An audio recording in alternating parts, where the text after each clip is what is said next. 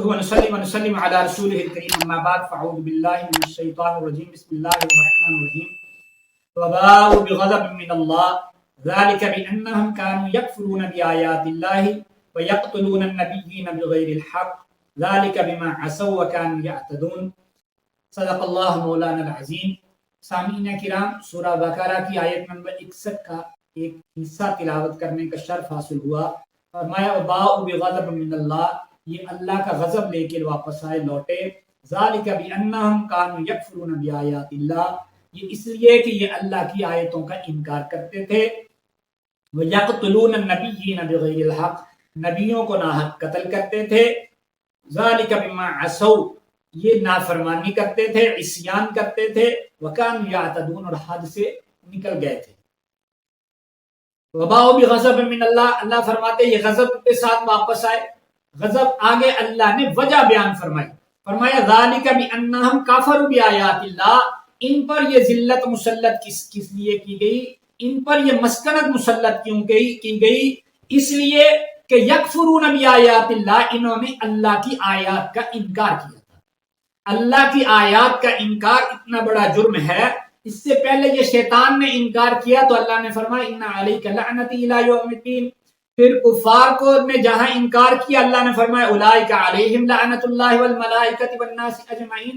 یعنی یہ ضابطہ صرف یہود کے لیے نہیں ہے، جو بھی اللہ کی آیات کا انکار کرتا ہے اللہ اپنی رحمت سے دور کر دیتا ہے.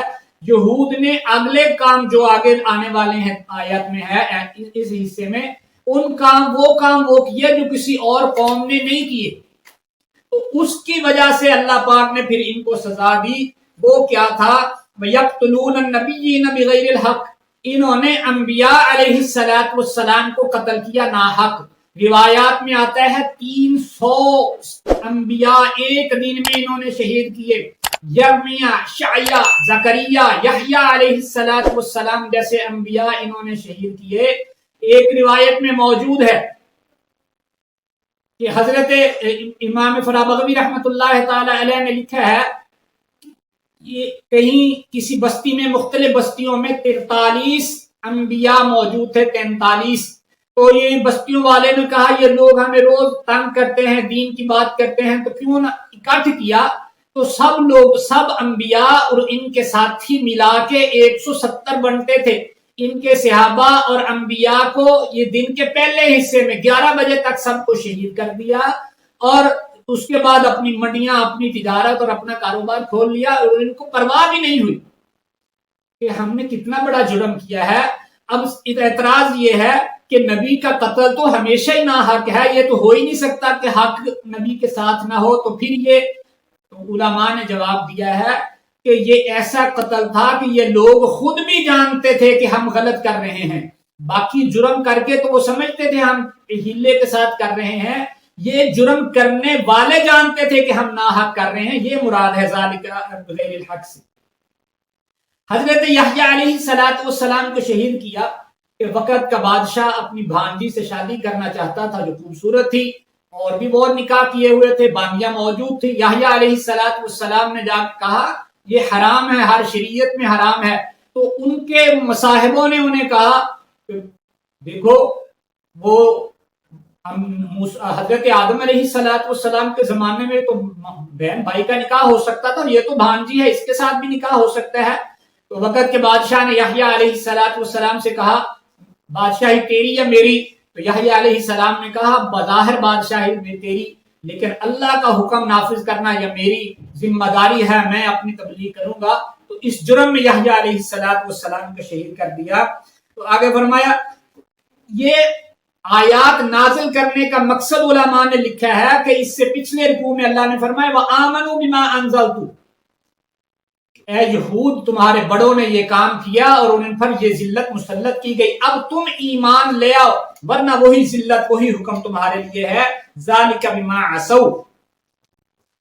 بعض مفسرین نے لکھا حضرت حسن بصری رحمۃ اللہ تعالی علیہ فرماتے ہیں یہ ذلت اور مسکنت کیا ہے؟ فرمایا ان کو غلام بنا لیا جاتا ہے. یہ مسلمان ملکوں میں جو زنار انہیں پہنایا جاتا ہے، کفر کی نشانی لگائی جاتی ہے، یہ ذلت اور مسکنت ہے. یہ حد سے نکل جائے، وہ کانوا یعتدون، اور نافرمانی کی اور حد سے نکل گئے. حضرت حکیم الامت رحمۃ اللہ تعالی علیہ فرماتے ہیں کہ چھوٹا گناہ چھوٹے گناہ سے بچو. اس آیت سے اس فکرے سے یہ معلوم ہوا چھوٹے گناہ سے بچو، اس لیے کہ جو چھوٹا گناہ بڑے گناہ کی طرف کھینچتا ہے، جیسے چھوٹی نیکی بڑی نیکی کی طرف کھینچتی ہے، تو اللہ فرماتے ہیں بما عصوا، نافرمانی سے بچو ورنہ بڑے گناہ کی طرف چلے جاؤ گے. ہدایت القرآن میں مفتی سعید احمد پالنپوری رحمۃ اللہ تعالی علیہ نے فرمایا پہلے ناز والے جتنے پہلی چیزیں تھیں وہ ناز کی تھیں، یہ شرارت کی تھی. شوخی اور شرارت میں فرق ہے. اس پر انہوں نے 3 مثالیں نقل فرمائیں دارالعلوم دیوبند کی. حضرت شیخ الاسلام مولانا حسین احمد مدنی رحمۃ اللہ تعالی دیوبند کے ایک سفیر تھا، اس کو تعلق حضرت شیخ مولانا مدنی رحمۃ اللہ تعالی علیہ سے تھا، تو وہ حضرت کے لیے گھی لے کے آیا دیسی. تو ایک استاد وہ مجرد تھے، شادی نہیں کی تھی، تو بکریاں مرغیاں ایسے شغل تھے وہ پالی ہوئی تھی، ان کے کمرے میں رکھ دیا. انہوں نے سارے اساتذہ کی دعوت اسی دیسی گھی سے کر دی. تو حضرت جب سفر میں تھے واپس آئے تو سفیر نے بتایا حضرت میں گھی لایا تھا، انہوں نے ایسے کھا لیا. تو یہ شوخی تھی، ناز تھا. حضرت نے فرمایا میں نے مباح کیا، سب کے لیے جائز ہو گیا. تو بچوں نے مدرسے کے طالب علموں نے کچھ دنوں کے بعد ان کا ایک بکرا پکڑا، اس کو ذبح کیا، تو سب اساتذہ کی دعوت کر دی، سب نے کھا لیا. اب اس نے استاد محترم نے رات کو دیکھا بکرا نہیں ہے، پتہ چلا بچوں نے طلباء نے یہ کیا ہے. شکایت حضرت مدنی کے پاس آئی. حضرت مدنی نے طلباء کو اکٹھا کیا، انہوں نے کہا حضرت آپ کی اجازت کے بغیر یہ انہوں نے گھی سے دعوت کر دی، ہم نے ان کے بکرے کی دعوت کر دی. تو یہ شوخی تھی. تو اس استاد نے ہنس کے مباح کر دیا. تو فرمایا یہ تھی شوخی. اور شرارت تھی کہ دارالعلوم دیوبند میں بچوں نے طلباء نے شرارت کی کہ ایک بچے کو کہا کہ یہ مر گیا ہے، اس کو غسل کروایا، کفن پہنایا، اس کو مدرسے میں لائے، اساتذہ کو بلایا. جب امام صاحب نے 2 تکبیریں کہہ لی تو یہ اٹھ کے کھڑا ہو گیا. تو یہ ایک انہوں نے شرارت کی. اس پر فرمایا 60 اس وقت جب طلباء نہیں ہوتے تھے 60 طلباء کا اخراج کیا. اسی طرح یہ جب تک انہوں نے ناز کیے تو اللہ ان کے ناز اٹھاتا رہا، اور اب انہوں نے شرارت کی، اب اللہ نے ان پر ذلت مسلط کی. اور آگے اگلی آنے والی آیات میں بتایا جائے گا کہ اللہ نے ان کو بندر اور خنزیر ان کی شرارتوں کی وجہ سے بنایا. اللہ سمجھنے عمل کی توفیق